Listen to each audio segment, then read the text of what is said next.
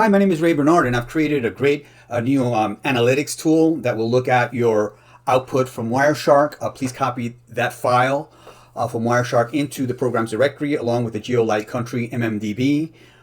And let's take a walkthrough and see how this program works. So we import various libraries that we'll need. We're going to create a security.log file along with uploading the Geo2 database, in addition to the Wireshark.pcapng file. As you can see here, we're initializing variables that will hold our analytics.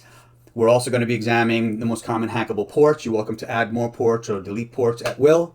What we're going to start with is analyzing and iterating through TCP packets for suspicious activity. We'll check sync scans to high numbered ports. Note that all sync port scans are not from hackers.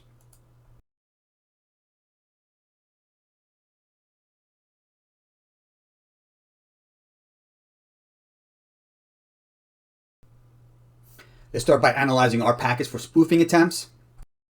Then we'll analyze DNS packets for exfiltration attempts, looking for unusual patterns and domain names. We'll analyze SEMP unusual activities.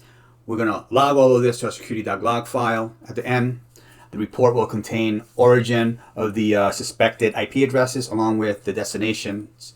We'll do a trace route on the IP addresses.